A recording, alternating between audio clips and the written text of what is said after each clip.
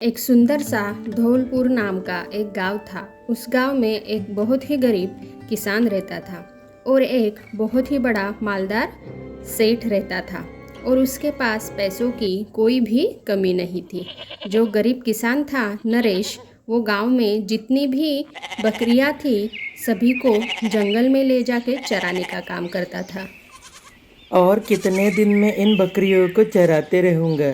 भगवान कुछ चमत्कार करो और मुझे थोड़ा सा अमीर बना दो। चलो, थोड़ा थक गया हूँ, आराम ही कर लेता हूँ। बहुत चलना पड़ता है रे बाबा। नरेश को बैठे बैठे नींद आ जाती है और जब नरेश उठता है तो दो बकरियां गायब हो जाती है। हे राम राम राम, ये क्या हो गया? कहाँ गई दो बकरियाँ? बकरियाँ नहीं मिली तो सेठ तो मुझे कच्चा चबा जाएगा। अब सेठ से बचने के लिए मैं क्या तरकीब लगाऊं? इससे तो अच्छा है सच ही बोल देता हूँ। जो होगा वो देखा जाएगा। क्या कर सकता हूँ मैं और? चल नरेश, आज तो तेरी धुलाई है। नरेश बकरियां छोड़ के सेठ के पास जाता है और इधर सेठ की नज़र बकरियों की तरफ रहती है। क्या हुआ नरेश? दो बकरियां कम है, कहाँ गई?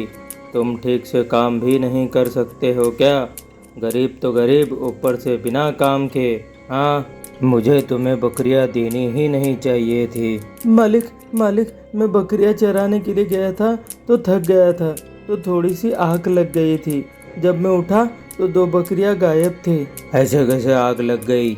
हाँ, चलो अभी के अभी जाओ और मेरी बकरियां लेकर आओ वापस, नहीं तो मैं तुम्हें छोड़ूंगा नहीं। ठीक है मालिक, जाकर देखता हूँ वापस वहीं पे। अब इन बकरियों को मैं कहाँ ढूंढूं? न जाने कहाँ चली गई। नहीं मिली तो सेठ मुझे जिंदा नहीं छोड़ेगा। एक काम करता हूँ, जहाँ से गायब हुई वहाँ जाकर एक बार फिर से देख लेता हूँ। नरेश फिर से उसी जगह जाता है और बहुत ढूंढता है और उसे बकरियां कहीं नज़र नहीं आती। आखिरकार वो जंगल की ओर ढूंढने जाता है और रास्ते में खाने के लिए कुछ केले लेकर जाता है।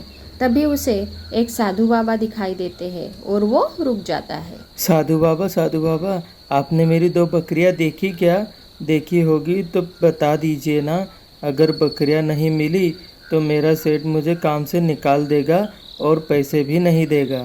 देखो बेटा, मुझे पक्का तो नहीं पता तुम्हारी बकरियां, पर तुम मुझे ये केले दे सकते हो क्या? मुझे बहुत भूख लगी है। हाँ हाँ बाबा जी, ये पूरे केले ले लो। आपको बहुत भूख लगी है क्या? पर कृपया अगर आपने मेरी बकरियां देखी होगी तो मुझे बता दीजिए, मैं आपका बहुत बहुत आभारी रहूँगा। ठीक है बेटा, यहाँ से सीधे जाके आगे से मुड़ जाना। सामने एक गुफा है, वहाँ शायद तुम्हारी बकरियाँ होगी। इतना सुन के साधु बाबा ने जो जैसा रास्ता बताया वैसे ही वो निकल पड़ा। कुछ देर चलने के बाद उसे एक गुफा नजर आई। अरे गुफा तो है, पर कोई जानवर होगा तो मुझे तो वो खा लेगा।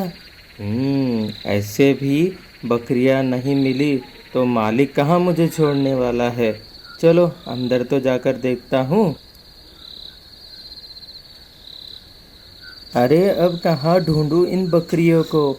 मैं तो परेशान हो गया हूँ।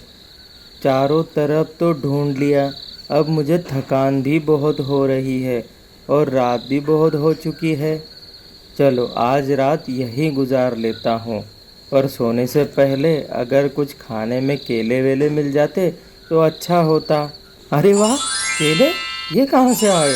मुझे क्या, चलो खा के सो जाता हूँ। बहुत नींद आ रही है। अरे आज ठंड बहुत लग रही है। एक चद्दर भी मिल जाती तो कितना अच्छा हो जाता। अरे वाह, चद्दर ये कैसे क्या आ गई? लगता है ये जादुई गुफा है। चलो अभी सो जाता हूँ, थकान बहुत है। कल सुबह देख लेंगे क्या है इस गुफा में। देखो पूरी सुबह हो गई पर बकरियाँ नहीं मिली, और ये गुफा भी शायद जादुई है। कल रात मैंने जो मांगा मुझे मिला। चलो एक काम करता हूँ, अब बकरियाँ मांग के देखता हूँ।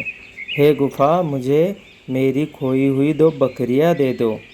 अरे गुफा में से तो ये दो बकरियां भी मिल गई। सच में ये जादुई गुफा है। चलो जाने दो, जान छूटी। अब सेठ मुझे कुछ करेगा नहीं। ये बकरियां वापस उसे देकर आता हूँ। अब नरेश बकरियां लेकर सीधे जंगल से निकल के सेठ की खेत की तरफ चलता है और सेठ के खेत में पहुंचता है। ये लीजिए सेठ जी आपकी बकरियाँ। सेठ जी आपको पता है जंगल में एक गुफा है, वहाँ जो मांगो वो मिलता है और मुझे ये बकरियाँ भी वहीं से मिली है, इसीलिए मैं आपको ये लौटाने आया हूँ। कितना बेवकूफ़ है, अगर सच में जादुई गुफा है तो सोना चांदी मांगना चाहिए था ना। ये बकरियां क्या मांग के लेकर आया ये गधा। मुझे क्या, मैं भी जाकर लेकर आता हूँ, मैं इसकी तरह बेवकूफ़ थोड़ी हूँ। सेठ अब गुफा की तलाश में सीधे जंगल की ओर निकल पड़ता है। तभी उसे रास्ते में वही साधु बाबा नजर आते हैं और उनको देख के सेठ रुक जाता है। साधु बाबा, आपको पता है क्या ये गुफा कहाँ है? क्या आप मुझे बता सकते हो? हाँ बेटा, मैं बताता हूँ, पर मुझे कुछ खाने को मिलेगा तो ही मैं बताऊँगा। बाबा बताना है तो बताओ, मैं तुम्हें अपना खाना नहीं दूँगा, तुम्हें दे दूँगा तो मैं क्या खाऊँगा। ठीक है बेटा, मत दो, भगवान तुम्हारा भला करे। थोड़ी आगे जाके दाएं मुड़ जाना, वहीं पे गुफा है।